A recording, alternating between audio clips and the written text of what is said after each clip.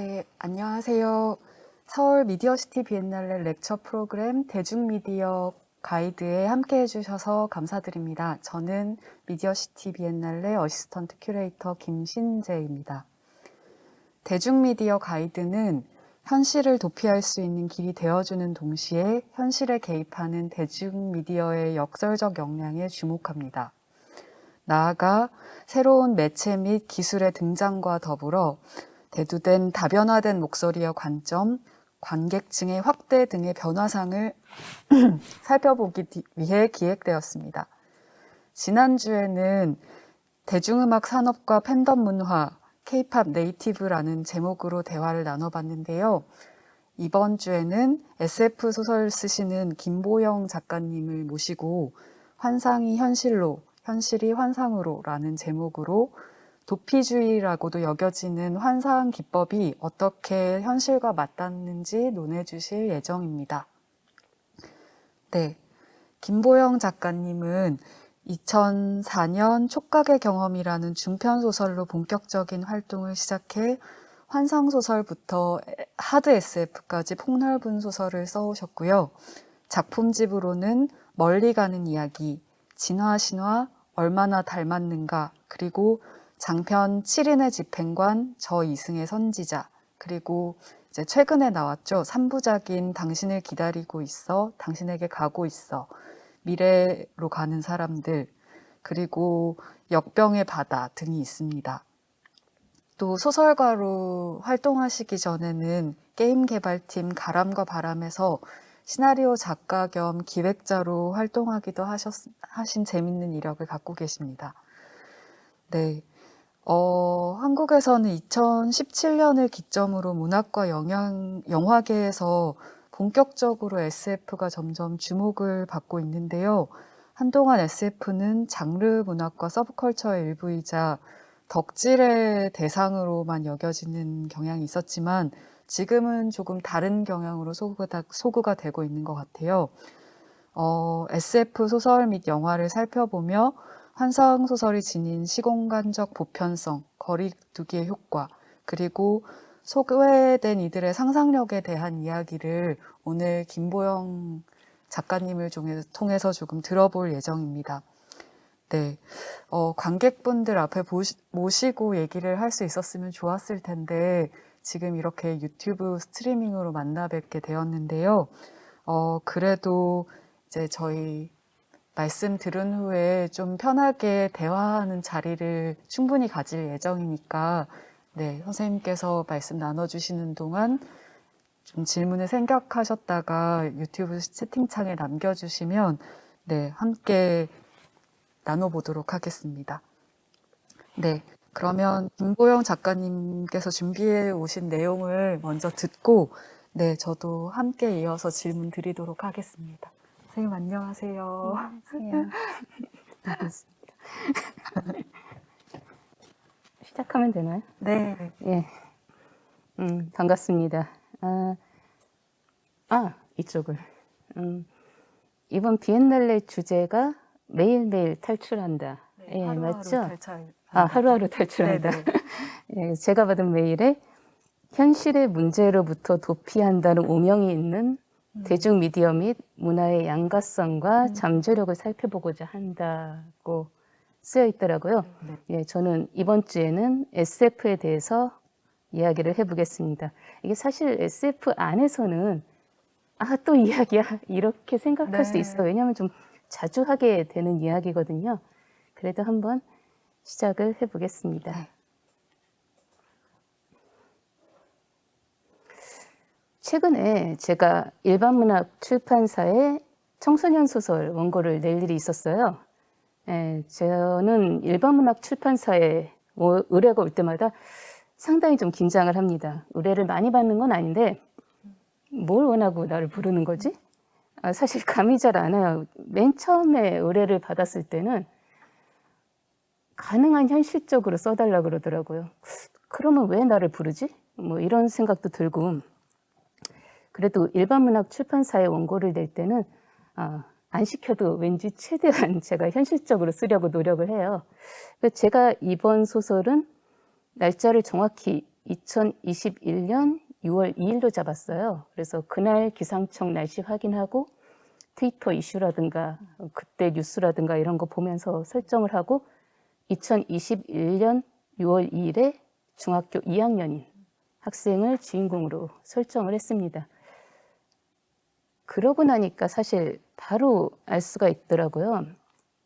저는 2021년의 중학생의 삶에 대해서 아는 게 아무것도 없습니다. 물론 저는 중학생이었던 적이 있죠. 1989년에 중학교 2학년이었습니다. 근데 그때 제 삶과 지금 중학생의 삶과 같은 게 뭐가 남아 있을까요?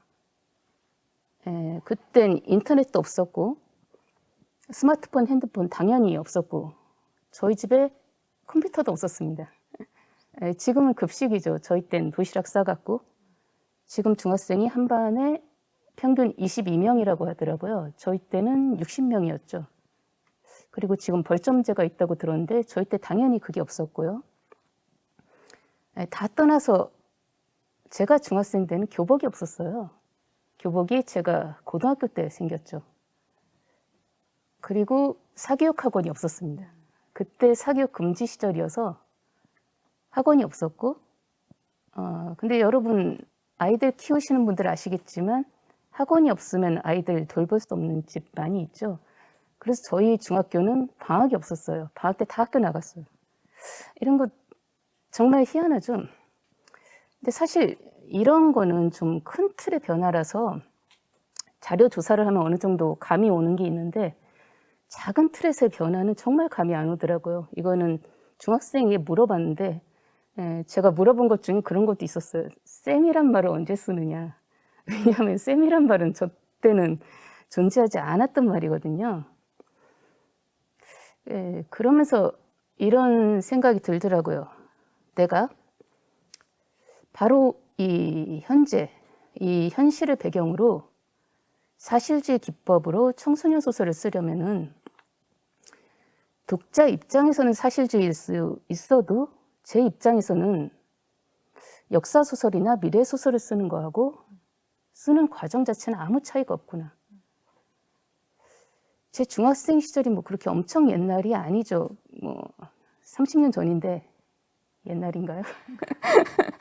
30년밖에 안 지났는데 저에게 있어서 사실이고 현실이고 체험이었던 거의 모든 것이 지금은 아무것도 남아있지 않습니다.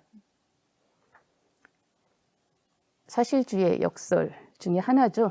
독자가 겪은 현실하고 내가 겪은 나의 현실이 다르다. 세월이 흘러서 모든 게 변한 거죠. 그러면은 제가 겪은 제 체험을, 제 사실을 제 입장에서 현실이었던 것을 소설로 쓰려면 어떻게 해야 될까요?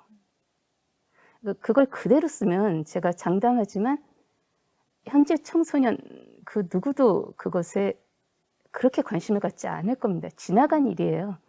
지금 청소년은 다시 접할 일이 없는 일입니다. 누가 관심을 갖겠어요. 그래도 저는 제 체험과 제 현실을 소설로 쓰고 싶겠죠. 그러면 어떻게 해야 될까요? 그 이야기가 미래라고 말하면서 내놓는 겁니다. SF가 되는 겁니다. 그 세계가 미래라고 하고 약간 기법을 추가를 해서 미래처럼 보이게 하면은 현대 청소년도 읽어줍니다. 자기 현실하고는 다르지만 그래도 자기가 미래에 겪을 수도 있다고 생각할 수 있는 거죠. 다른 방법도 있죠. 그거를 다른 세계라든가 외계라든가 이렇게 말할 수도 있죠. 여전히 과거라고 말하는 것보다는 조금 더 공감을 합니다. 다른 세계는 그래도 언젠가 갈 수도 있거든요. 제 소설 중에 영과 일사이라는 소설이 있는데 이 소설에 담긴 이야기는 대부분이 제가 체험했거나 아니면 보고 들은 일이에요. 이게 1990년대쯤의 이야기죠. 근데 저는 이 세계를 미래라고 해서 내놓았습니다. 단지 과거의 사람들이 시간 여행을 해서 미래로 온 거죠. 이 소설을 제가 올린 게 2008년인데 지금까지 13년간 그 웹진에서 클릭순위 베스트에서 내려온 적이 없어요. 예, 그런데 제가 장담하건대 이 소설을 1990년대를 배경으로 사실주의로 썼다면은 결코 지금까지 읽히지 않았을 거라고 생각을 합니다.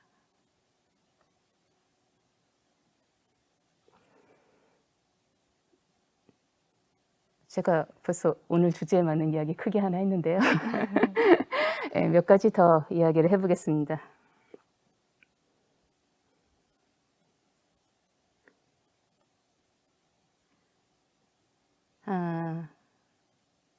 제가 얼마 전에 의천도령기 드라마를 재밌게 봤는데요. 의천도령기 아시는 분 계시나요? 네, 압니다. 김영희 무협 소설이죠. 중국에서 몇 년 단위로 계속 만든다고 하는 진짜 인기 있는 소설입니다. 그러니까 어렸을 땐 몰랐는데 지금 보니까 한 가지 점이 정말 재밌더라고요. 무림 6대 문파가 그걸 가지면 천하를 평정한다는 도룡도라는 검을 다 같이 찾아요. 주인공이 이때 태어나요. 그런데 이 주인공이 한 10년 정도는 무인도에서 살아요. 그리고 한 5년 정도는 어느 산속 의원 집에서 살고, 그리고 한 5년 정도는 이제 동굴에 갇혀서 무공수를 합니다. 한 20년 고립돼서 살았는데 20년 지나서 나와보니까 6대 문파가 똑같이 그 도룡도를 찾고 있어요. 이게 옛날이라면 어쩌면 이럴 수도 있죠. 그런데 현대사회는 그렇지가 않죠. 제가 아까 30년 전인데 제가 겪은 일이 지금하고 아무것도 맞지 않는다고 했죠. 그 30년 사이에 컴퓨터가 생겼고, 컴퓨터가 생기진 않았죠. 보급이 되고 인터넷이 생기고 스마트폰이 생겼죠. 그러니까 인간의 삶 전체가 완전히 그 이전과는 다르게 변해 겁니다. 앞으로도 그럴 거예요.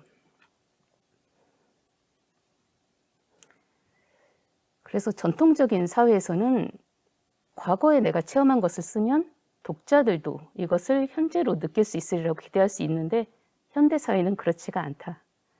그러니까 현대는 소설을 쓰는 동안의 세상이 변합니다. 장편 소설을 쓰는데 짧아야 1년인데 길게 걸리면 10년이 걸리기도 해요. 그런데 내가 만약 2021년을 배경으로 10년간 소설을 쓴다고 하면은 아마 그 소설이 나올 때에는 그때 현재하고는 아무것도 맞지 않는 이야기가 될 거예요. 이게 기술의 발전 속도가 빠르기 때문만이 아니라 다른 방향도 있죠. 기후재난이라든가 바이러스 재난이라든가 환경 파괴라든가 이거의 속도도 기술 발전하고 마찬가지로 빠릅니다. 그래서 우리 다음 인류는 아마 이전의 인류가 살아본 적이 없는 세상을 살게 될 텐데 그 다음 인류라는 게 100년이나 200년 후를 말하는 게 아니라 몇 년 안에, 겨우 몇 년 안에 아마 다른 세계를 살게 될 거예요. 우리가 지금 코로나 시대에 살고 있죠. 우리는 지금도 지난 인류가 한 번도 겪은 적이 없는 시대를 살고 있습니다. 지금 마스크 제가 쓰고 있는데 이 마스크 벗으면 안 된다고 하더라고요. 생활 방식 다 변했죠. 지금 시대에 이 현재를 반영하는 소설이다라고 사람들이 많이 언급하는 소설이 뭐냐면은 다 SF입니다. 스티븐 킹의 스탠드라든가 카미의 패스트.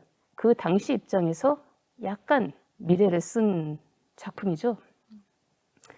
그래서 어슐르긴이 이런 말을 했어요. 최근에 나온 찾을 수 있다면 어떻게든 읽을 겁니다. 라는 에세이집인데 꽤 최근까지 리얼리즘 소설이 쓰이고 그리는 사회들은 좁고 단일했습니다.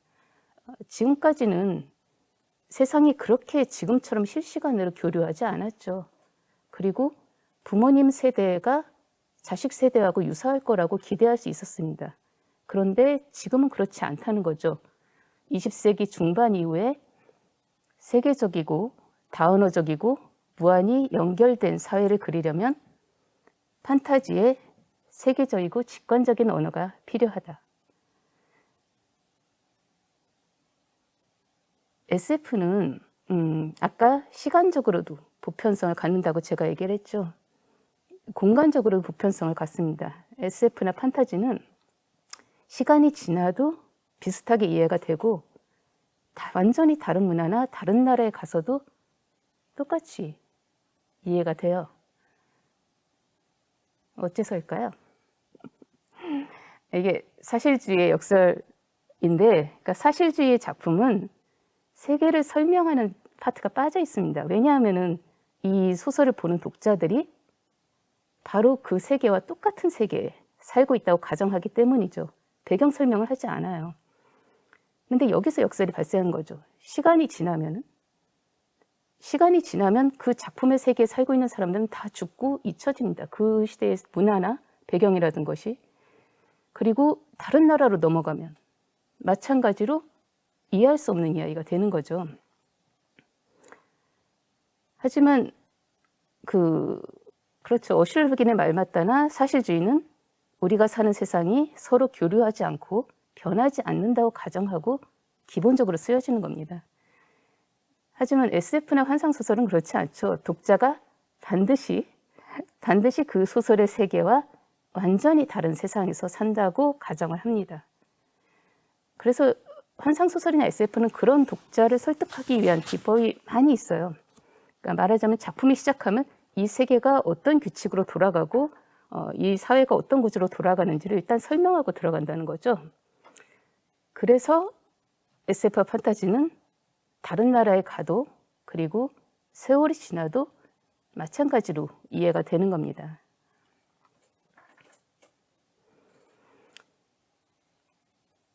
그래서 사실은 지금 현재 이 나라를 배경으로 한 소설만 따지고 보면은 사실주의 소설이 더 쉬울 수 있어요. 왜냐하면 굳이 그 세계를 우리가 이해할 필요가 없으니까. 그래서 실은 언제나 사실주의 소설이 더 화제고 인기 있고 메인스트림입니다. 하지만 세월이 지나거나 그 작품이 다른 나라로 넘어갔을 때 오히려 SF나 판타지가 더 힘을 가질 수 있다는 거죠.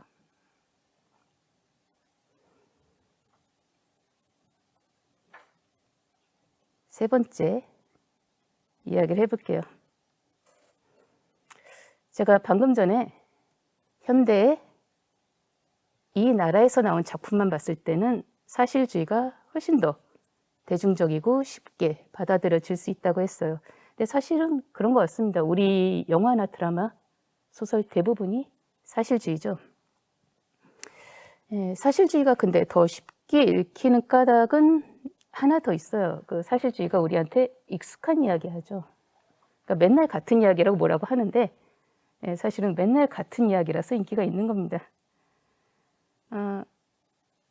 제가 SF 많이 안 보시는 분들이 SF 우연히 본 다음에 이해가 잘 안 될 때 자주 하시는 말씀이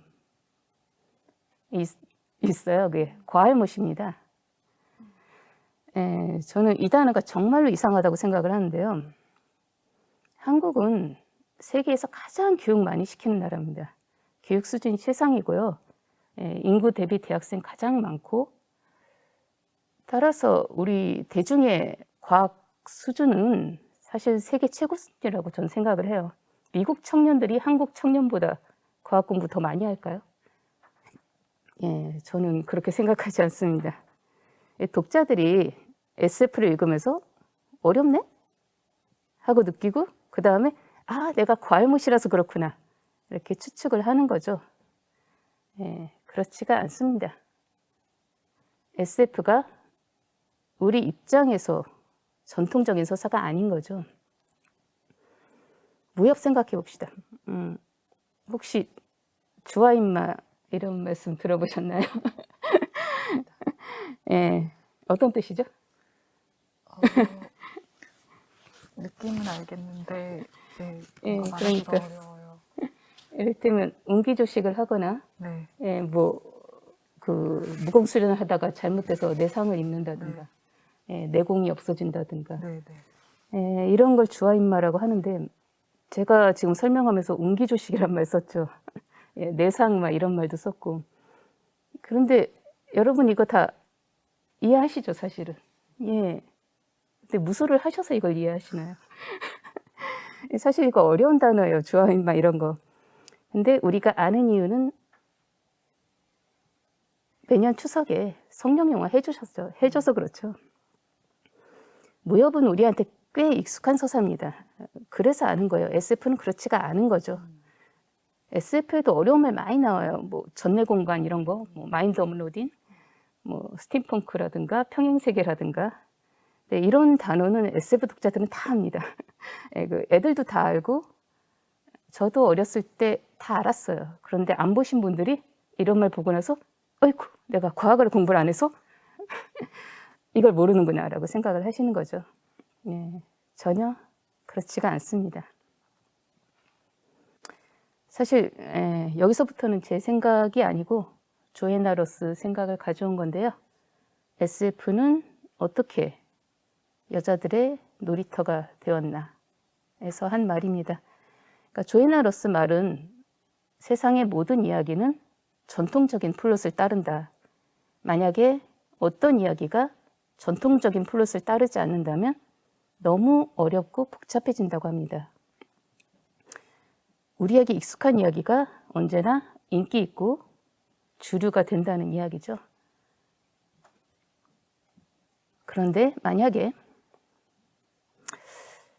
내 이야기가 그 전통적인 서사에 한 번도 존재하지 않았다면, 그러니까 예를 들어 봅시다. 제가 배우 지망생이에요.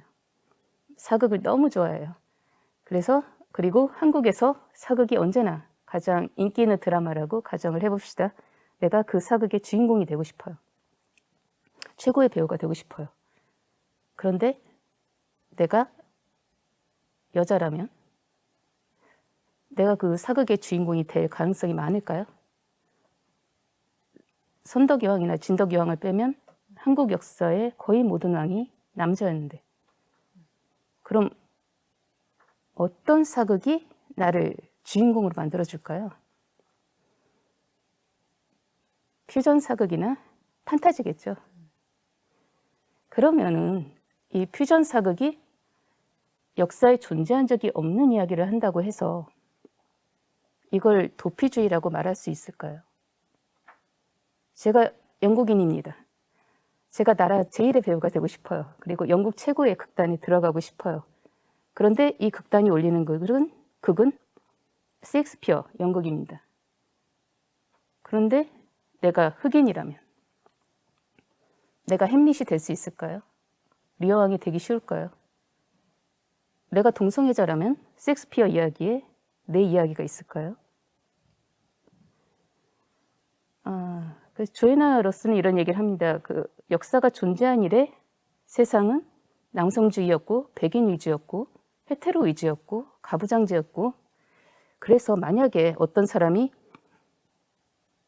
내가 살고 있는 문화와 전통과 현실 어디에서도 내 이야기를 찾을 수 없다면 새로운 세상을 창조할 수밖에 없다. 제가 얼마 전에 날로 홉킨슨이라는 미국의 흑인 여성 작가하고 대담을 한 적이 있어요. 작년에 그랜드마스터로 선정이 됐는데 이 상을 흑인 여성 작가가 탄 것도 처음이라고 합니다. 사실 이런 수상도 문학상도 공정하다고 하지만 역사상 한 번도 공정했던 적이 없죠. 언제나 사회의 주류가 먼저 타고 그 다음에 비주류가 탑니다. 이분 인터뷰 찾아보니까 마블의 블랙팬서를 크게 칭찬한 내용이 있더라고요. 블랙팬서 혹시 보셨나요? 예, 히어로 영화죠. 그 아프리카에 가상의 흑인 왕국이 있는데 아주 부자고 고도로 발달한 과학기술을 갖고 있습니다. 날로 홉킨슨이 이 작품을 칭찬하면서 말하기를, 백인들은 언제나 흑인이 과학기술을 다룰 능력이 없다고 말을 해왔다. 그런데 이 영화는 그렇지 않다고 믿게를 해준다. 그러면 이 영화가 허무맹랑하고 가짜고 현실에 없는 이야기를 다룬다고 해서 과연 이것을 도피주의라고 말할 수 있을까요? 미국에 사는 흑인인 내 입장에서 내 나라가, 내 민족이 전부 사라졌고 내가 어디서 왔는지도 알 수가 없는데 내가 흑인 작가고 내가 현실주의를 지향한다면은 나는 죽을 때까지 한 번도 내 나라에 대해서 쓰지 못할 텐데 현실주의를 지키는 것에 어떤 의미가 있을까요? 제가 재미신 단편집 중에서 유달리 감명받은 작품이 있습니다. 검은 미래의 달까지 얼마나 걸릴까라는 단편집 중에서 폐수엔진이라는 작품인데요. 이거 대체 역사입니다. 이거 실제로 존재한 적이 없는 역사고 스팀펑크 세계관이에요. 스팀펑크는 그러니까 증기기관이 전기나 다른 기술로 대체되지 않고 계속 발전했을 경우를 가정한 그 어떤 장르예요. 이 단편에 흑인 최초의 자유국가 IT가 등장합니다. 설탕 산유국으로서 크게 부유한 국가가 되고 세계적인 영향력을 행사하고 민주적이고 차별이 없는 국가를 건설해요. 그런데 우리는 알죠. 그런 일이 없었다는 걸. IT는 지금 가장 가난한 나라 중에 하나죠. 그런데 실제로 IT는 최초의 흑인 독립 국가였고 만약에 IT를 식민지로 삼았던 프랑스에서 막대한 배상금을 요구하지 않았다면 경제적으로 자립했을 가능성이 없지 않아요.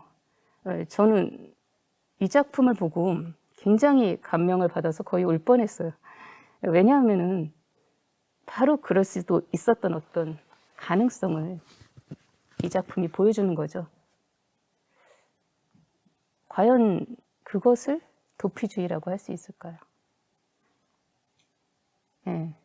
제 체험에서 한국 최고의 베스트셀러 SF가 만화였습니다. 제 기억에는 강경욱의 별빛 속에였는데 제 나이대 여자 중에는 이거 안 본 사람이 없어요. 그리고 판타지 중에는 아르미안의 내 딸들이었어요. 마찬가지로 안 본 사람이 없었습니다. 이 두 작품이 공통점이 있는데 여자만이 왕위를 이어받는 나라를 그려요. 별빛 속에는 그런 세상을 그리기 위해 어디로 갔느냐면 외계로 갔죠. 그래서 SF가 되었습니다. 아르미안의 내 딸들은 그런 세상을 그리기 위해 가상의 왕국으로 갔어요. 그래서 판타지가 됐죠. 도피주의라고 할 수 있을까요? 여자만이 왕위를 이어받는 세상을 이 지구가 인류의 역사가 현실이 단 한 번도 만들어준 적이 없는데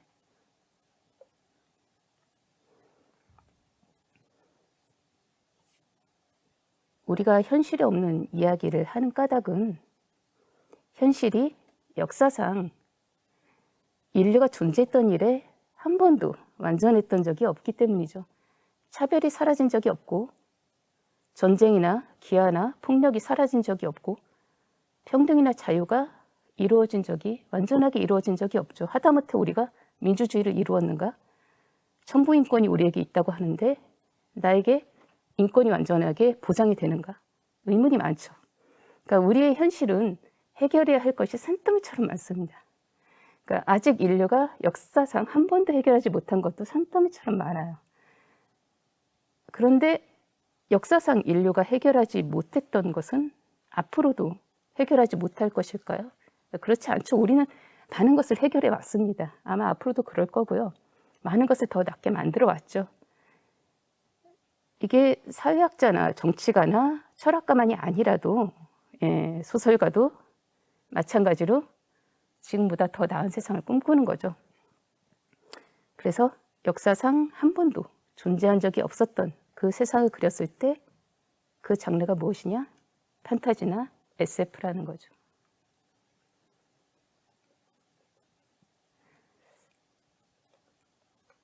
제가 이게 시간이 나오면 할까 하고 할 수 있을까요? 네, 지금 30분 네. 했는데 예, 원래 30분 하기로 했는데 제가 이 부분 혹시 시간이 나오면 하고 아니면 안 하려고 뒤로 빼놨는데 그거에 덧붙이는 지금 엔딩을 냈는데 한 가지만 더 얘기해 보겠습니다. SF나 판타지가 세상에 없는 세계를 이야기하는 데만 효과적인가? 그렇지가 않다. 가장 잔혹한 현실을 직면하는 데도 효과적이다. 예, 그거에 대한 예시를 몇 가지 들어보는 걸로 추가하고 끝을 내보겠습니다. 이건 친구가 해준 이야기인데, 죄송합니다. 이수연 작가님. 안 보시겠지만. 예, 이수연 작가님이 해주신 말인데, 밴드 오브 브라더스라고 이 드라마가 역대 최고의 밀리터리 드라마라고 평가를 받는다고 해요. 예, 저는 안 봤습니다. 저 사람 죽는 거 좀 안 좋아해서 안 봤는데, 이게 2차 세계대전 서부전선입니다. 그러니까 나치랑 싸우는 거죠. 그런데 똑같은 제작진이, 똑같은 감독이 만든 퍼시픽이라는 밀리터리 드라마가 있다고 해요. 이 드라마는 동부전선입니다. 태평양 전쟁이죠. 그러니까 일본하고 싸웁니다. 그런데 흥행을 못했다고 해요. 이유가 뭘까요? 너무 잔인해서라고 합니다. 그러니까 우리가 나치는 잘 알고 있죠. 그러니까 악의 대명사죠. 나쁜 거 다 이야기할 때 다 나치 갖다 붙이죠. 그런데 상대적으로 의외로 일본의 잔인함, 태평양 전쟁에서의 그 잔인한 사건들이 나치보다 더 잘 알려져 있지 않아요. 근데 이게 이유가 그들처럼 그러니까 덜 잔인해서가 아니라 오히려 거꾸로라는 거죠. 너무 잔인해서 창작물이 만들어지지 않는다고 합니다.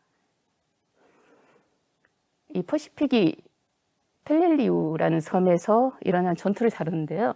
예, 최근에 펠렐리우 전투의 생존자가 쓴 작품이 나와서 제가 이걸 봤어요.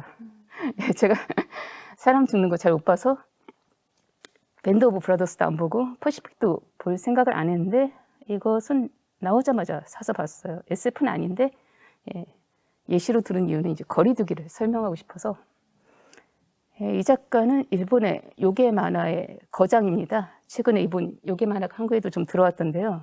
이분 그림체가 굉장히 특이한데 지금 그림에도 보시다시피 배경하고 사물은 극사실체입니다. 그런데 사람은 명랑만화예요.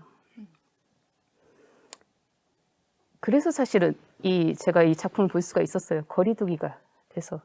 사실 내용은 정말 끔찍합니다. 이게 사실 우리가 전쟁에서 적을 죽이는 건 그래도 이해를 할 수가 있잖아요.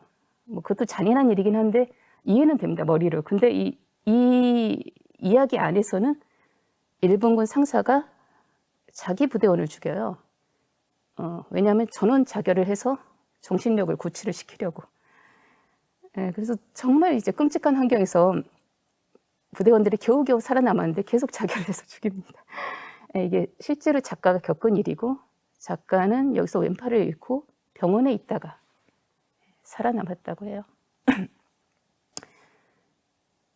이 작품도 마찬가지로 작가가 직접 겪은 일입니다. 커트 보니것이 2차 세계대전 때 드레스덴 사건 당시에 그 현장에 있다가 그 사건에 대해 쓴 건데 이 사건은 연합군이 독일의 마을을 불태운 사건입니다. 그래서 승리자의 폭력이었기 때문에 알려지지 않고 계속 있었다고 해요. 이 소설은 베트남 전쟁 반전 시기 때 거의 상징과도 같은 소설이었다고 해요. 커트 보니것이 이 사건이 너무 끔찍했기 때문에 SF로밖에 쓸 수 없었다고 얘기를 합니다. 근데 SF를 썼기 때문에 작가도 이 소설을 쓸 수 있었던 거고 독자도 그 소설을 대중적으로 볼 수 있었던 거죠.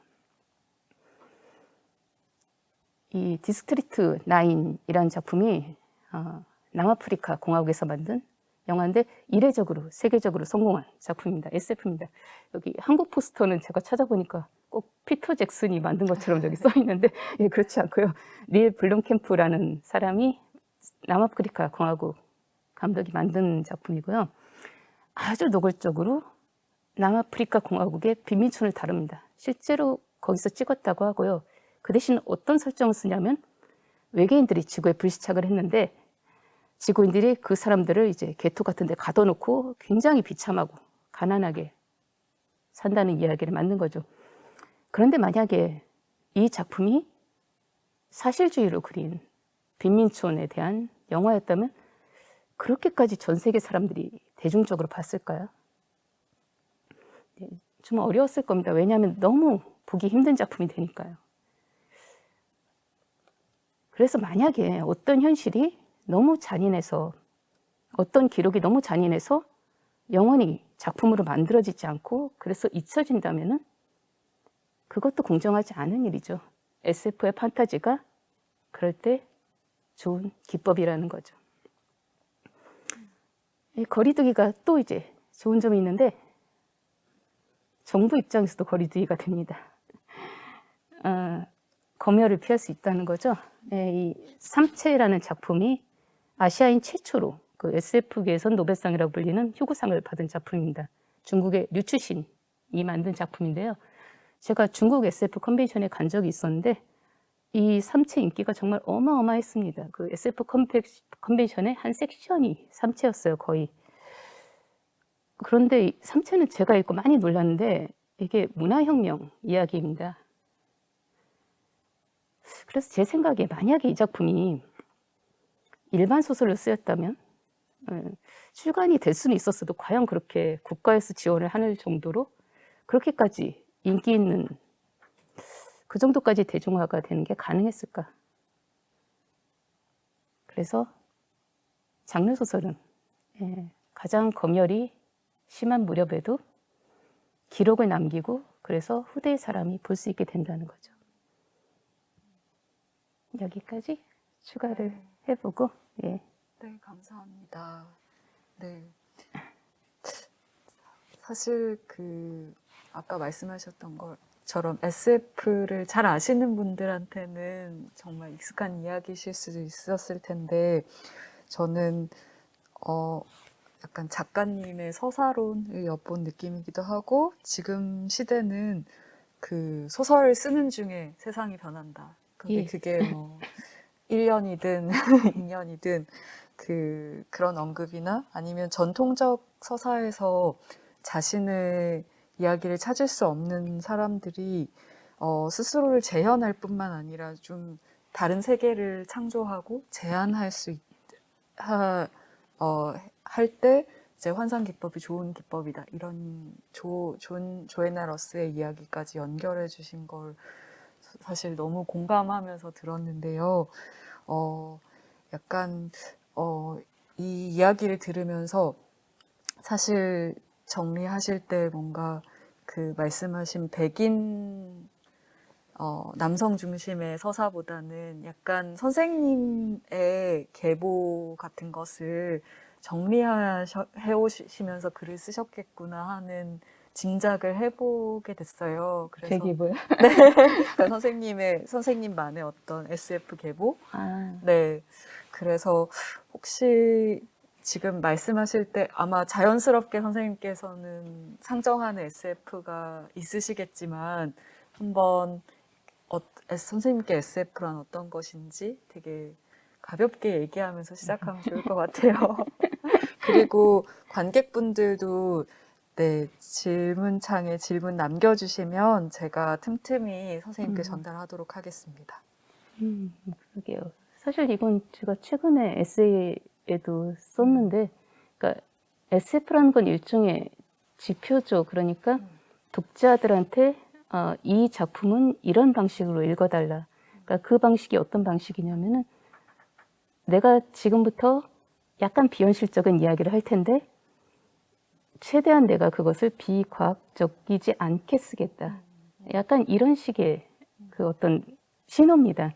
근데 이것은 기법의 공통점이지 소재의 공통점은 아니라는 거죠. 그래서 SF의 범위는 굉장히 넓습니다. 그래서 제가 원하는 소설을 썼을 때 그것이 나타난 형태가 SF였고 그리고 그 작품을 SF계에서 받아준 거죠.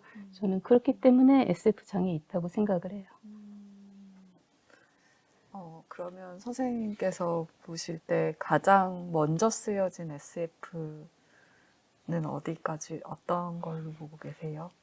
그거는 역시 여러 이론이 많은데 네. 최근에 가장 지지받는 이론은 메리 셸레 프랑켄슈타인이라고 합니다. 그것보다 더 올라갔을 때는 이제 과학소설의 범주에서 벗어나고, 그리고 메리 셸리의 그 작품은 확실하게 과학자가 등장하는 네, 과학소설이었기 때문에 네. 예, 많은 사람들이 지지를 하고 있죠. 네, 네. 네.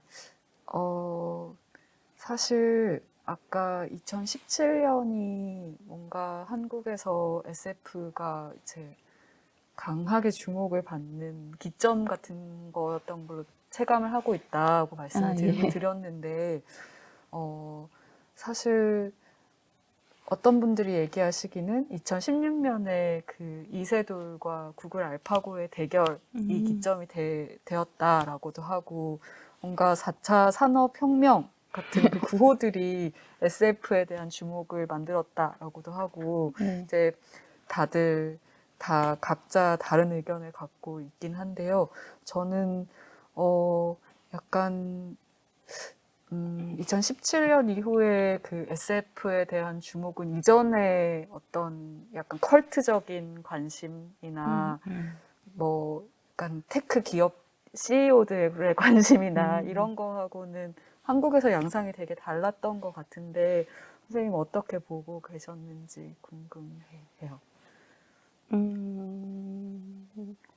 사실은 SF는 굉장히 범위가 넓은데, 그러니까 그 이전까지는 이제 너무 마이너한 바람에 아마도 이제 주목을 해준 쪽이 이제 과학계였다 보니까 그 방향이었을 수 있겠는데, 사실 SF는 언제나 사회와 현실에 대한 이야기를 해왔죠. 그런데 네. 지금은 이제 그러니까 작품이 다양화된 거 이상으로 해석이 다양화되었기 때문에 그 방면에 해석을 해주는 거죠. 말하자면.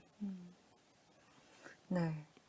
네. 선생님도 2017년쯤으로 보시나요? 어떤 그 최근에 분위기가 약간 바뀐 건 언제쯤? 2016년에서 2017년 맞다고 생각하고요. 네네.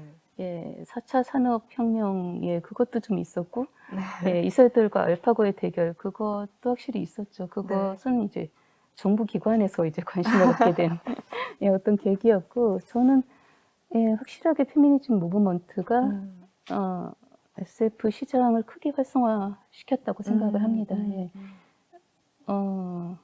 왜냐하면 그때 확실히 그 출판계에서 그 페미니즘, 유토피아, 디스토피아 소설을 막 이벤트를 많이 했는데 그 대부분이 SF였죠. 왜냐하면 유토피아, 디스토피아 소설은 기본적으로 SF에 들어가니까. 그러면서 기존 작가들도 재평가가 되었고, 그러면서 사실은 소설의 80% 독자는 여자거든요.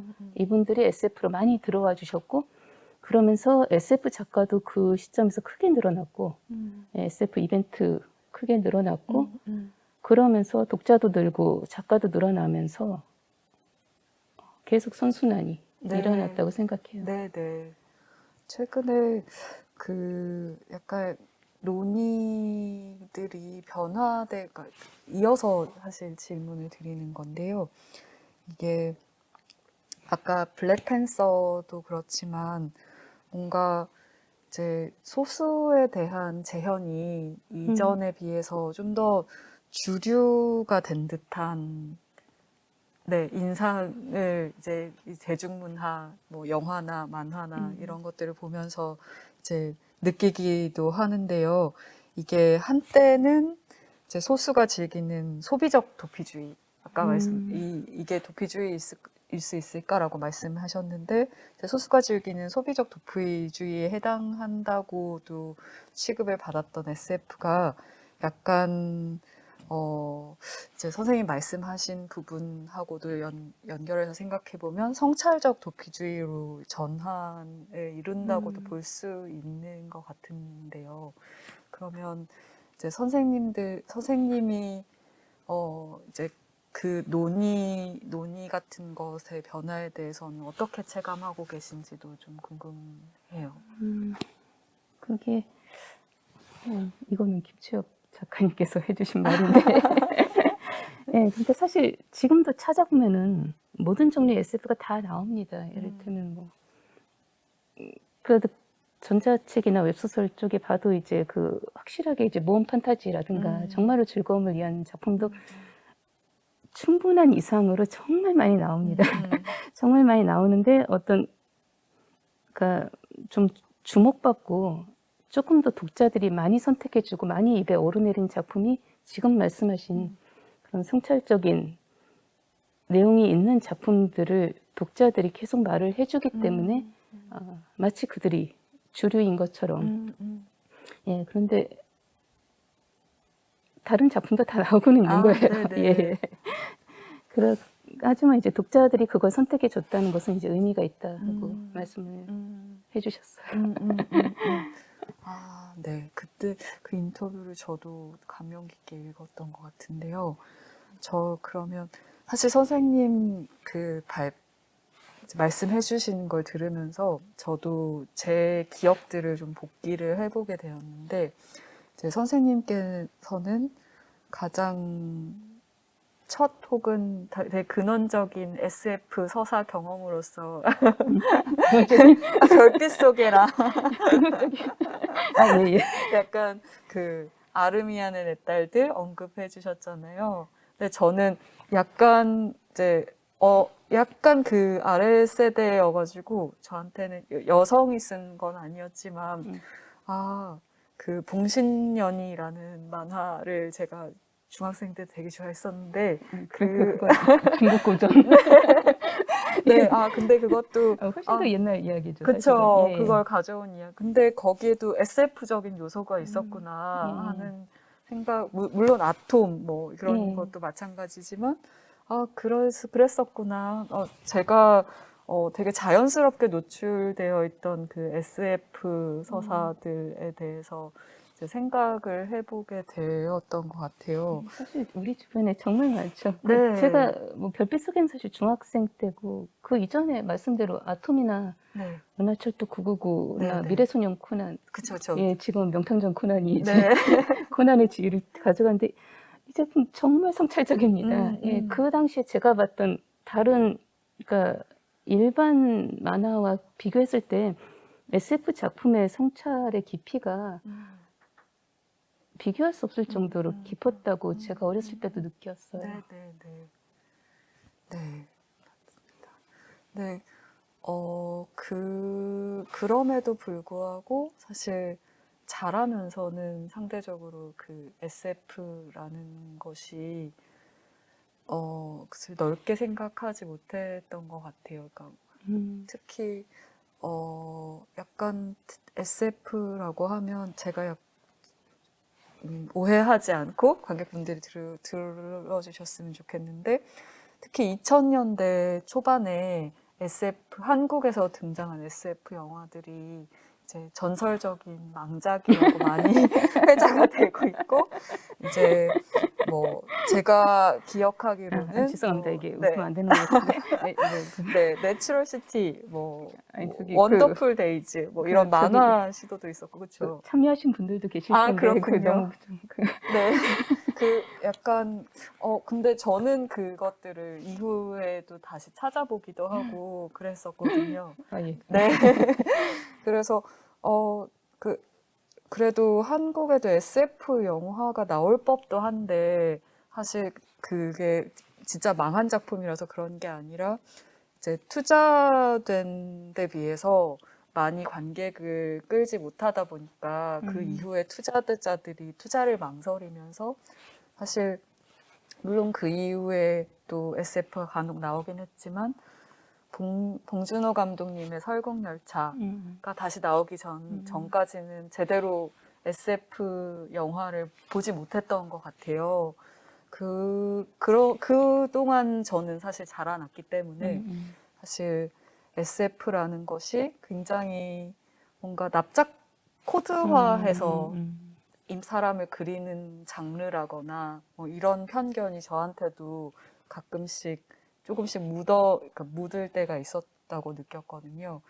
근데 그동안 선생님께서 계속 이제 SF라는 걸 쓰시면서 한국 SF라는 걸 같이 뭔가 만들어 오신 거잖아요. 네, 뭔가 그 동안 뭐라고 할까요? 최근에 아까 어떤 논의의 변화에 대해서 얘기를 했다면 그 전에 뭐라고 할까 SF 쓴다는 건 어떤 거였는지도 가볍게 그냥 얘기해 주시면 어떨까요? 그러게요. 봉준호 감독님도 사실 괴물 만들 때 SF 만든다고 하는데 아, 봉준호 그쵸. 감독인데도 투자받기가 그렇게 어려웠다고. 결국 그 앞에 말씀하신 뭐 그 작품들에게 미안하지만 그게 바로 작품의 힘이라고 생각해요. 그러니까 장르를 활성화시키는 것도 작품이지만 장르를 망하게 하는 것도 작품인 거죠. 예.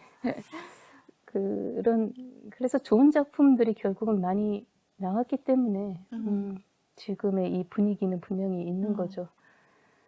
이게 뭐 SF를 쓴다는 건, 그러니까 제가 어렸을 때부터 SF를 좋아했는데 한 20살, 그러니까 SF만이 아니라 그런 방향의 어떤 비현실적인 이야기를 좋아했는데 한 20살 때쯤에는 내가 쓰는 작품은 이제 출간할 수도 없고 세상에 나올 수도 없고 그렇기 때문에 나는 작가도 못 될 것이다라는 그 확신에 빠져 있었어요. 정말로 그런 확신으로 살고 있었고, 그래서 몇 년간은 굉장히 방황했던 것 같아요. 그랬다가 이제 과학기술 창작문예가 생기면서 이제 겨우 이제 했는데, 그때만 해도 SF 공모전 하나는 생겼는데 SF를 출간할 곳도 없었고 네. 이대로 계속 살 수 있을까를 매년 고민했던 것 같아요. 그거는 아마 저 이후로도 한 10년간은 그때쯤에 나왔던 작가들은 다 그런 고민을 했던 것 같아요. 예, 지금은 뭐 완전히 다르죠. 네. 예, 기쁩니다, 사실은. 네. 예, 정말 40년 존버했더니 드디어 제 마이너 장르가 메이저가 되었습니다. 메이저가 돼요. 질문들이 좀 올라와서 읽어드리려고 하는데요. 아, 네. 우선은 코멘트이지만, 상상력이 부족한 데다 SF 판타지류들이 익숙하지 않아 이해하는데 어려움이 많았던 장르입니다. 그런데 오늘 작가님의 말씀으로 의식이 전환되는 계기가 된 것 같네요. 특히 현실과 거리두기라는 관점에서 매우 유용하다는 지점에서 공감했어요. 라고 말씀을 해주셨고요. 그리고 질문이 또 하나 있는데요. 판타지와 SF 분류의 기준에 대해서도 궁금합니다. 판타지 속에 공상과학 소설이 포함되는 건가요?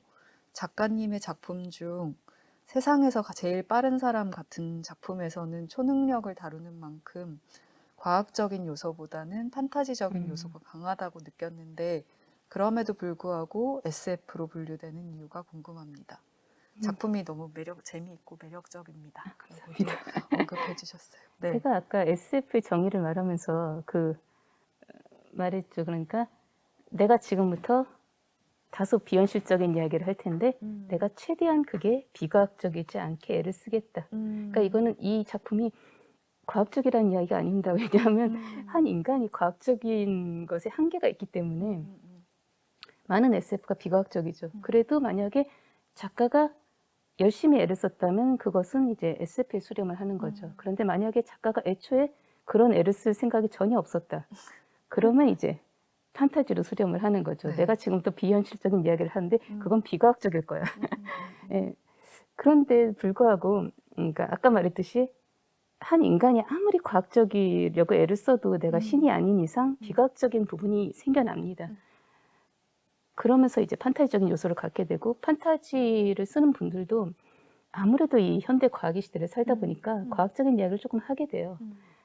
그래서 SF하고 판타지는 정확히 구분되는 것이 아니라 가운데 크게 회색지대가 있는 거죠. 네, 네. 그래서 사실은 한국은 이제 SF 판타지를 이제 좀 단어로 정확히 구분을 하는데 다른 나라만 해도 그렇지 않은 것 같습니다. 그러니까 휴고상, 네뷸라상도 사실 판타지가 많이 타고요.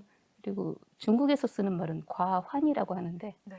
과학과 환상을 같은 단어로 쓰는 거죠. 그건 이제 둘이 완전하게 구분될 수 없기 때문에 쓰는 용어라고 생각을 해요. 네.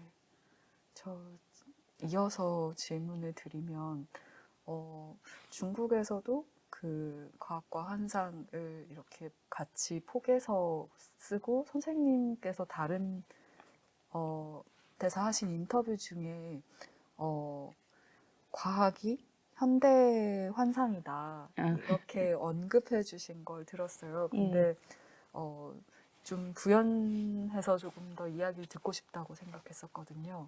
사실 이게 원래는 강연에 넣었다가 이걸 넣으니까 시간이 오버가 돼서 제가 뺐던 이야기인데 이건 에투드. 예, 에투드가 나는 왜 SF를 쓰는가라는 최근 에세이에 쓴 내용이에요. 그 에투드는 자기가 SF를 쓴다고 전혀 생각을 안 했다고 해요. 그랬는데 어느 날 이제 르긴이 에투드는 SF의 본보기라고 할 만한 소설을 쓰는데 본인이 아니라고 한다. 그거에 규정되고 싶지 않은가? 뭐 이런 이야기를 하는 걸 듣고, 응? 무슨 소리지? 하고 이제 르긴을 만나서 토론을 한 다음에 나중에 아이쿠 내가 SF를 썼구나 하고 이제 자각을 한다고 해요. 그러면서 이 에세이에서 설명을 합니다. 자기는 원래 민담이나 신화나 전설을 좋아했고 유토피아, 디스토피아 소설을 좋아했다. 그런데 옛날에는 그런 유토피아 세계나 환상의 세계로 가려면 배를 타고 노를 저어서 다른 섬에 가기만 하면 됐다. 그러니까 토마스 모어가 유토피아를 썼을 땐 그냥 노를 저어서 다른 섬에 가기만 하면 됐다는 거죠. 그런데 지구의 지도가 속속들이 다 알려지고 지구상의 모든 삶이 다 알려지게 됩니다. 이제 소설가는 섬으로 갈 수가 없어요. 그래서 어디로 가게 되냐면 하늘이나 바닷속이나 땅속으로 들어갑니다. 걸리버 여행기에서 라퓨타라는 하늘 세계로 가죠. 그리고 줄베르니 지저 속 텀이라고 해서 땅속으로 들어가고 해저 이만희에서 바닷속으로 들어가죠. 그런데 이제 땅속하고 바닷속하고 하늘도 다 알려지게 됩니다. 그러면 이제 우리가 어디로 가야 되느냐? 새로운 세상을 찾아서 우주로 가야 됩니다. SF가 되는 거죠. 그런데 우주도 지금 알려지고 있죠. 그러면 어디로 가야 되느냐? 평행 세계나 가상현실로 가야 되는데 역시 SF인 겁니다. 그러니까 이 현대라는 시대가 어쩔 수 없이, 그러니까 지금 시대에서는 이제 좀비를 얘기하려고 해도 아니면 이제 늑대인간이나 민담 속에 나왔던 옛날 괴생물을 이야기하려고 해도 바이러스나 돌연변이 이야기를 하지 않으면 사람들이 이제 안 믿는 시대가 된 거죠. 그러면서 이 시대 전체가 이야기를 그 자연스럽게 SF로 수렴하게 하는 그런 면이 있다라고 에투드가 에세이에서 썼고 제가 그걸 보고 크게 공감을 했습니다. 저도 엄청 많이 공감을 하게 되는데요. 질문이 하나 더 있어서 또 읽어드릴게요. 환상이 현실로라는 제목을 통해서도 요즘 들어 특히 상상으로만 일어날 법한 혹은 SF적인 디스토피아라고 생각했던 것들이 현실로 일어나는 상황들이 많은데요. 바이러스나 두뇌 전자칩처럼요. 현실에서 상황들을 직면했을 때 미래를 예언한 듯한 SF는 어떤 역할을 할 수 있을지 궁금합니다. 미래를 예언했다기보다 이제 네. 아마 이제 수많은 SF들이 있다 보니까 그 중에 이제 맞는 이야기가 우연히 생겨나는 건데 사실 이건 다른 문학강에서 들은 건데 왜 우리가 문학을 좋아할까? 이런 근원적인 의문에 대한 강의였어요. 사실은 이게 가짜고 사실 이게 모든 소설의 근원적인 의문이죠. 이건 가짜고 우리가 가짜라는 걸 존재하고 보는데 왜 우리는 감동을 하고 마치 실제 살아있는 것처럼 이걸 느낄까? 그건 우리가 어떤 유전적으로 이게 필요해서 이런 창작을 즐기는 게 필요하다. 그분 말씀에 의하면 이 창작은 일종의 시뮬레이션이라는 거예요. 그러니까 우리가 하나의 인생만으로는 모든 인생을 살 수 없기 때문에 창작이라는 이제 스토리텔링을 통해서 어떤 내가 앞으로 일어날 일들에 대한 시뮬레이션을 미리 연습을 하는 거죠. 그런데 말했듯이 예전에는 이제 과거의 체험만을 이제 모사하는 것으로 앞으로의 일에 대한 시뮬레이션이 가능했는데 지금 시대에서는 약간 그러니까 작가도 약간 근미래를 써야만 내가 앞으로 겪을 일에 대한 시뮬레이션이 된다는 거죠. 그리고 아마 이거를 독자들도 아마 무의식 중에 알고 있기 때문에 그런 작품을 이제 찾게 된다고 생각을 합니다. 물론 이게 뭐 내가 앞으로 미래 시뮬레이션 할 거야. 예, 문학도 그런 식으로 보지 않고 사실은 SF도 그런 식으로 보지 않는데 우리가 그걸 자연스럽게 찾고 재미를 느끼게 될 때는 그런 의미가 조금은 있지 않을까. 아마. 저는 사실 그 과거에 우리가 SF라고 소비를 했던 것들, 뭐 블레이드 러너, 그러니까 사실 2019년에 세계를 그렸는데 그 시기가 지나가 버리고, 네, 뭔가 이미 그러니까 SF가 보다 어떻게 보면 훨씬 더 나아가 과거 SF 소설보다 훨씬 나아가간 세계관, 세계 속에 살고 있다라는 그런 느낌을 가질 때가 많은데 이 질문해 주신 분도 약간 그것들을 직면하면서 사실 저희가 아 현실이 더 SF 같다 막 이렇게 느낄 때가 많은 그 감각에 대해서도 살짝 언급을 해주셨다고 조금 느꼈어요. 사실 기술 발전 속도가 인간이 상상하는 속도를 더 넘어서고 있죠. 네. 그 소셜 딜레마라는 다큐멘터리에서 나왔는데 지금 SNS를 좀 비판하면서 그러니까 우리는 그 사람들의 반응에 그 관심을 갖고 그 반응을 즐기도록 진화를 해왔지만 동시에 수백 명의 반응을 즐기도록 진화해 오진 않았다는 그쵸, 거죠. 그쵸. 근데 지금은 모든 사람이 너무나 많은 그 반응에 노출되고 있다는 거죠. 그래서 우리는 이것을 감당할 수 있는 어떤 그 정도로 진화하지 못했다. 그런데 우리의 적응보다 기술이 더 빠르고 그렇기 때문에 우리가 지금 적응 문제를 일으키고 있다고. 네, 네. 아마도 맞습니다.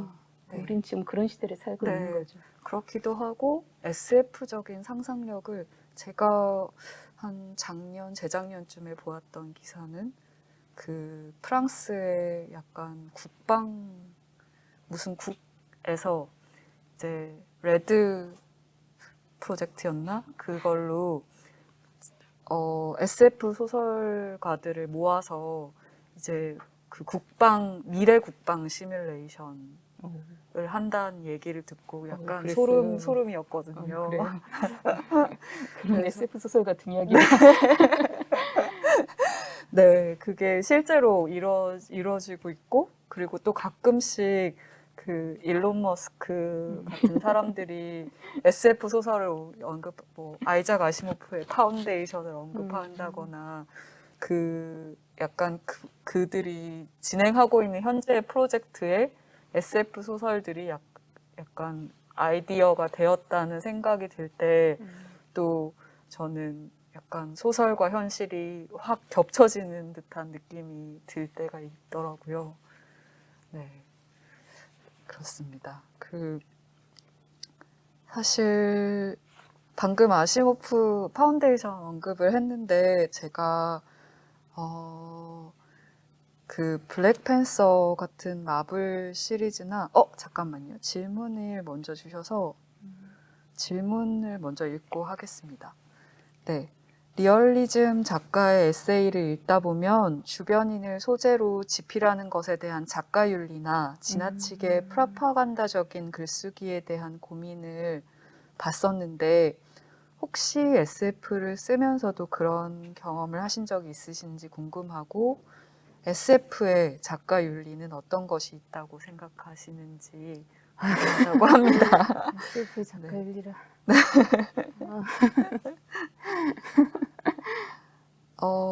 그러면 제가 여기서 드리려고 했던 질문도 같이 있어서 얹어서 한번 드려볼게요. 그러니까 사실 사실주의 한계를 말씀하셨지만 저는 작가님 소설 읽으면서 SF적인 세팅을 또 지으면 되게 사실적인, 되게 현실의 이야기를 담고 있다라는 생각이 들 때도 있었고, 또 예를 들면 저희 광화문에서 일어났던 뭐 시위나 뭐 세월호 사건이나 페미니즘 리부트 같은 동시대적인 사건들의 영향이 사실 그대로 드러날 때도 있어서요. 좀 작업하실 때 그런 작업을 하실 때 중요하게 생각하시는 게 있으신지 궁금했었는데 이게 좀 작업윤리라는 질문을 작게 쪼개서 드려볼 수 있는 질문인 것 같아요. 어렵네. 결국 모든 윤리가, 그러니까 인간이 사회생활하면서 겪는 모든 윤리가 다 작업 윤리일 텐데 사실은 그러게요. 그러니까 사실주의의 한계라기보다 사실주의가 분명히 하는 역할이 있고, 하지만 SF와 판타지도 역할을 한다. 왜냐하면 오늘의 주제가 그런 것이기 때문에 하는 오늘의 강연이었고요.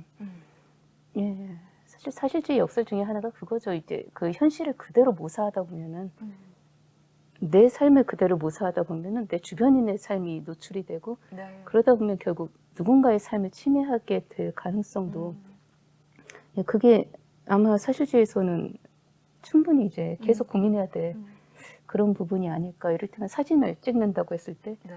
초상권이 문제가 되는 거죠. 내가 그림을 그렸을 때는 이게 이게 가상의 것이라서 어느 정도 이제 거리감을 둘 수 있다고 했을 때 그러게요. 지금 말하면서 계속 생각하고 있는데 제가 생각하는 건 그거 같습니다. 소설에서 인물을 그릴 때 그 인물이 타인이라고 생각하지 않는 것. 그러니까 이를테면 그런 고민 많이 하잖아요. 내가 소설에 장애인을 그렸을 때, 뭐 아니면 소수자를 그렸을 때 실제로 이제 뭐 아까 말씀대로 그런 안 좋은 그러니까 재난을 겪었다든가 안 좋은 일을 겪은 사람의 이야기가 내 소설에 들어갈 때 그 사람이 다른 사람의 일이라고 생각하지 않고 내가 겪은 일이고, 이를테면 내가 장애인을 그릴 때는 내가 장애인이라고 믿고, 그렇다면 나는 어떻게 생각할까? 그거를 충분히 믿고 써야 한다고 생각해요. 이게 그 결국 한계는 있겠지만 그게 저의 윤리라고 생각합니다. 그러니까 내가 그 사람이라고 생각했을 때 나오지 않는 것들이 있어요. 타인이라고 생각했을 때 되게 쉽게 나오는 것이 있어요. 네. 이거는 굉장히 무수히 많은 것들인데 그거를 예, 그게 하나의 방식입니다.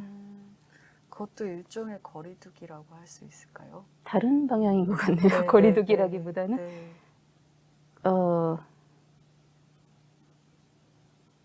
거리를 두지 않는 거죠. 예, 이게 그러게요. 그러니까 내 입장에서 관찰하지 않는 거죠. 그 사람이 나여야 하는 거예요. 네, 그러니까 네. 소설에 등장인물이 여러 등장한다고 해도 매 순간 그 모든 사람이 나여야 하는 거죠. 물론 네, 네, 당연히 네. 내가 아니고 네, 네. 예, 네, 네, 네. 내 삶과 완전히 다른 사람이지만 소설을 쓸 때만은 그 사람이 나여야 한다는 네, 거죠. 네, 그래야 지켜지는 것들이 있다고 생각해요. 네. 또 질문을 드리면,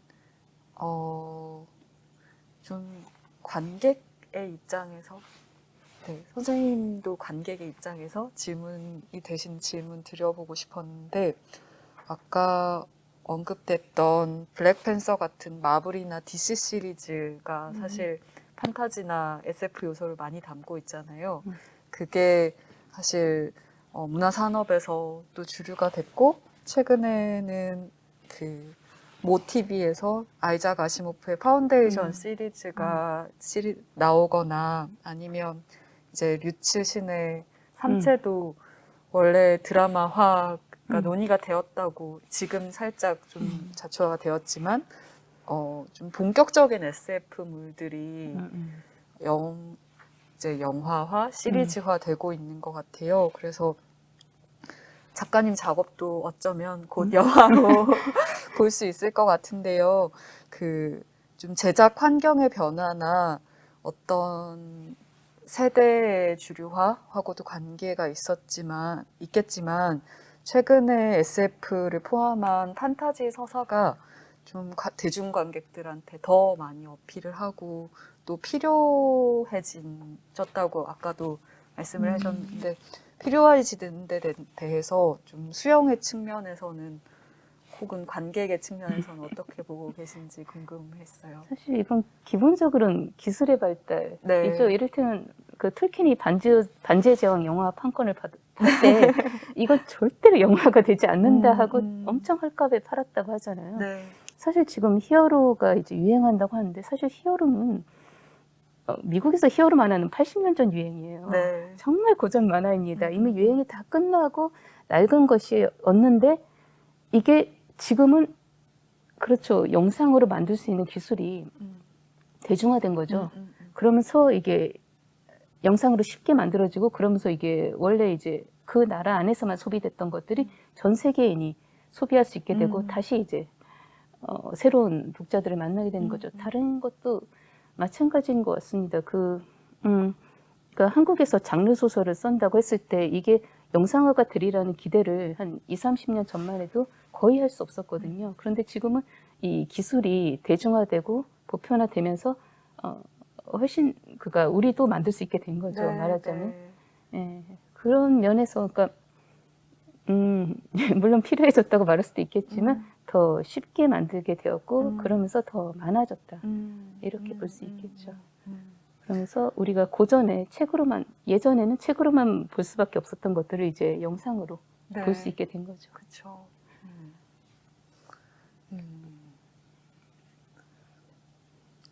한국에서는 사실 그런 뭐라고 할까요? 그 SF 한국 작가가 쓴 SF가 이제 영화화되는 경우가 사실은 잘 많지는 않잖아요. 뭐 하지만 웹툰하고 그쵸, 예, 그쵸. 웹툰은 지금 만들어지고 네, 있는 것 네, 같아요. 네, 예, 네. 스위트홈도 그렇고. 네, 음. 그쵸. 그리고 네. 제가 지금 한 6시 10분 정도 되었어요. 그래서 혹시 질문이 있으시면 마지막 질문을 하나 더 받아보고요. 저는 제 질문을 마지막으로 하나 드리면, 선생님께서 역병의 바다라는 소설을 예, 예. 네. 쓰실 때는 어떤 생각을 하셨는지 사실 잘 모르지만 제가 어쨌든 실제로 이 팬데믹 때문에 예, 예. 좀 불확정성도 커지고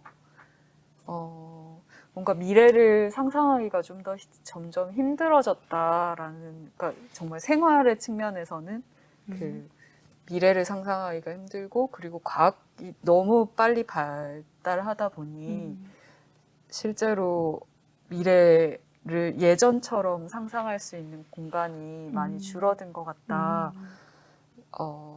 사실 그거는 말씀하신 대로 뭐 아까 바다, 뭐 땅속 이 모든 것이 속속들이 밝혀진 거하고도 관계가 있을지 모르겠어요. 그래서 미래를 상상하기가 좀 힘들다라고 하는데 사실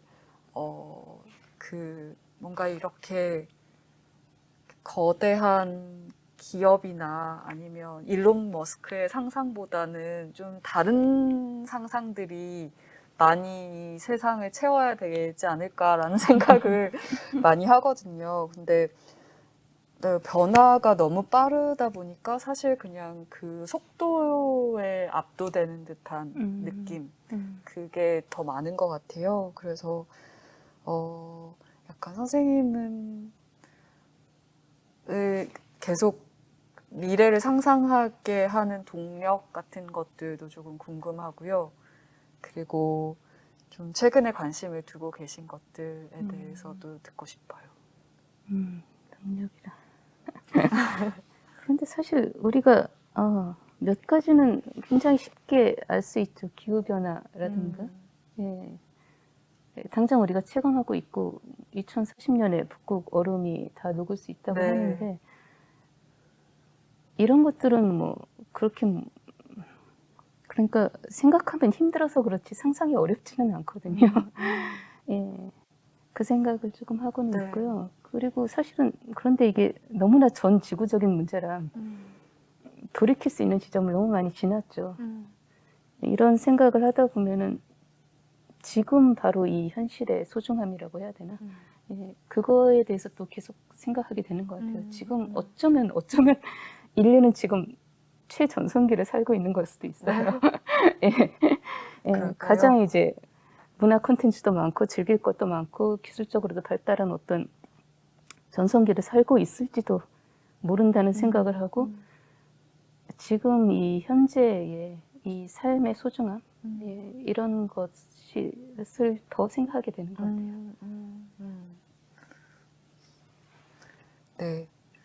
그러면 혹시 네, 벌써 시간이 거의 다 돼서 아쉽지만 대화를 이쯤에서 마무리를 하려고 하는데요.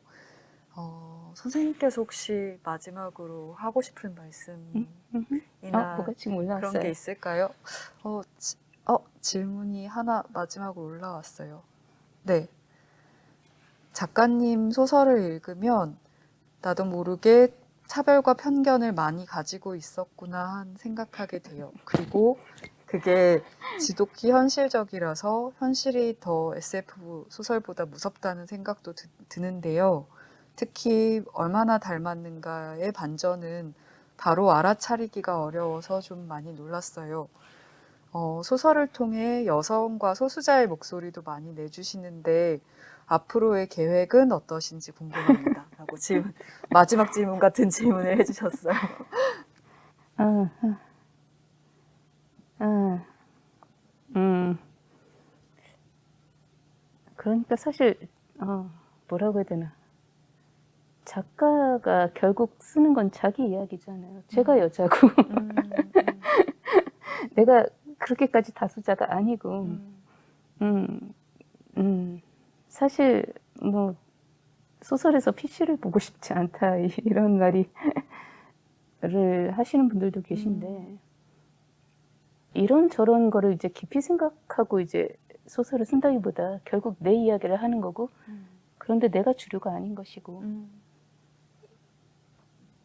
그렇지만 결국 저는 저에게 진실한 이야기를 할 수밖에 없지 않은가. 그렇습니다. 네. 제가 뭐 재벌을 경험했으면 재벌 이야기를 하겠죠. 하지 못했기 때문에 제가 뭐 엄청 부자였으면 부자 얘기를 할 텐데 뭐 그렇게까지 네. 예, 아니었어서 네. 그냥 저의 진실을 이야기하게 네. 되는 것 같아요. 뭐 그게 뭐 그리고 앞으로 그 이전에 쓰셨던 단편집들이 다시 엮여 나온다고 들었었는데요. 예, 네. 이제 슬슬 네. 나오게 네. 됩니다. 제목이 그러니까 뭐 어떻게 정해졌나요? 아마 5번째 감각이 될 거고요. 왜냐면 네. 예전에 그 멀리 가는 이야기하고 진화신화라고 단편집 2개가 있었는데 네. 이게 지금 좀 찢어졌어요. 네. 그래서 어떤 단편은 절로 가고 어떤 단편은 절로 가고 해서 이제 거기 다른 데로 가지 않은 단편들만 모아서 네, 네. 아마 나오게 될 것 같습니다. 그러면은 네, 조만간 책이 나오는 거 외에도 혹시 앞으로의 계획이 있으실까요? 뭐 계속 쓰고 있고요. 예, 계속 열심히 쓰겠습니다. 계속 쓰는 게 허락되는 동안에는 계속 쓰고 싶네요. 네. 네. 감사합니다. 그러면은 저희는 이쯤에서 마무리를 하려고 하고요. 오늘 참여해주신 분들도 감사드리고 선생님께도 너무 재밌는 말씀 많이 해주셔서 감사드립니다. 감사합니다. 그리고 이어지는 대중 미디어 가이드 다음 시리즈들도 많이 기대해 주시기 바랍니다. 그러면 감사합니다. 감사합니다.